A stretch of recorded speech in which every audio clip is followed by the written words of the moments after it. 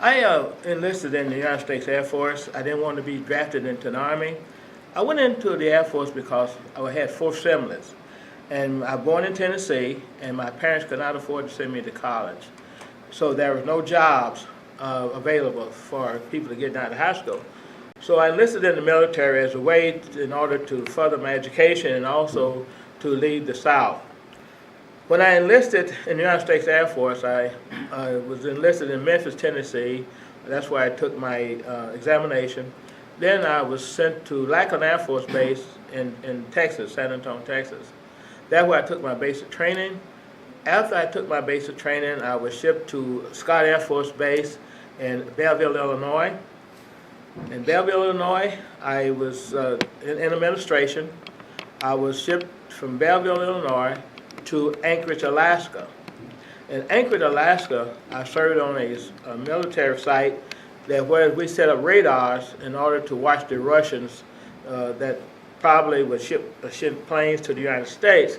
So it was a radar installation. I was we were one of the first Air Force units sent to this site. It's called Bethel, Alaska, out of Anchorage. I served there for a year, and then I was transferred to California, Hamilton Air Force Base. I served there for 2 years, and that's where I was discharged from Hamilton Air Force Base. I went in the military in 1955. I served for 4 years in the Air Force, and I was discharged in May of 1959. It was post-Korean. The Korean War had ended in January of 1955. So I was post-Korean vet. That was what my parents were afraid of. They were afraid I was going to be in the war. I was born in the South, of course, in Tennessee. I was wearing, I'm trying to think, in 1954, maybe 1953, President Truman issued Executive Order 9981 to integrate the military. However, that scope did not extend beyond the base. It was only on a military basis. So I faced discrimination. I was wearing the United States military uniform. I still had to ride in the back of the bus. I was not served in a restaurant in St. Louis because of the color of my skin. I was there with another friend of mine from New York, whose name was Howard Duffy. He was with me. He was stationed in my squadron. And when we went to this restaurant, we saw the waitress talking. I guess what they were trying to figure out, who's going to tell me that they didn't serve people of color in that restaurant. And this was on Broadway Street, right across the street from Greyhound bus station in St. Louis. It was a Trailway bus station across the street. So one of the waitresses came up and told me, she said, "We don't serve colored people in this restaurant." So my friend that was with me asked him, said, "What did you say to him?" He said, "We do not serve colored people in this restaurant." He said, "Well, if you can't serve him, you can't serve me." So we left. But every time that I went home, I would have to, in military uniform, I would have to get in the back of the bus. When I left the state of Tennessee, I could move up in the front when we come into Illinois. So I faced discrimination, and even though that was not my primary objective to be bitter, because I found a way for me to get my education. The sacrifice was also made. I was away from my family. For 4 years, we disconnected in that respect. So I made a sacrifice because I had to take a lot of humiliation, even though I'm wearing a uniform, to be discriminated against. I'm giving 4 years of my life for the freedoms that I really did not have.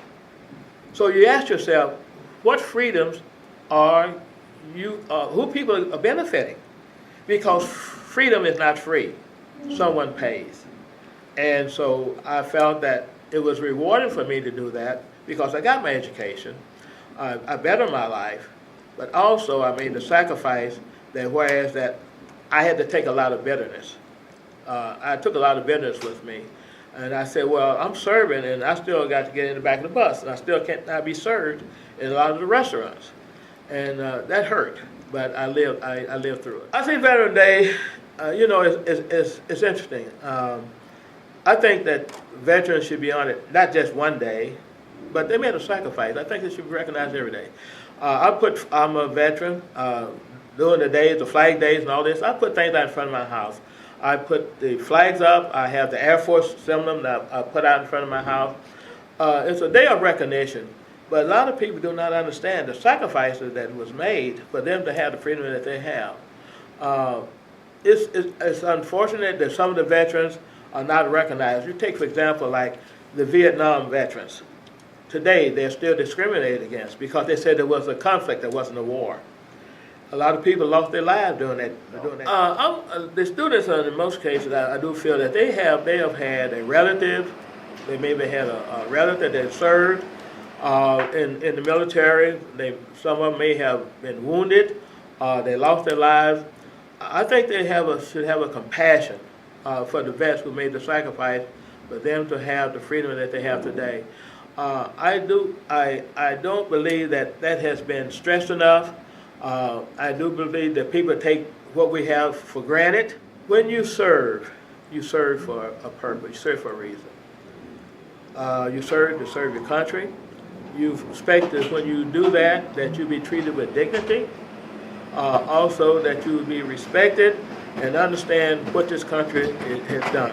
I think that when the American flag in the morning, that they should pledge allegiance to the flag, I think you should stand up because that's the only small price to pay to pledge allegiance to the flag. And I have known students want to sit down. I had to tell them to get up, okay? Because they have no connection. And that's a problem. If you can't connect, you don't see the benefit, the ramification of it. But I'm glad I served because I benefited from it. I got my education, and it made me a better person for doing so. So I took that route. So I'm glad I did. That's what happened.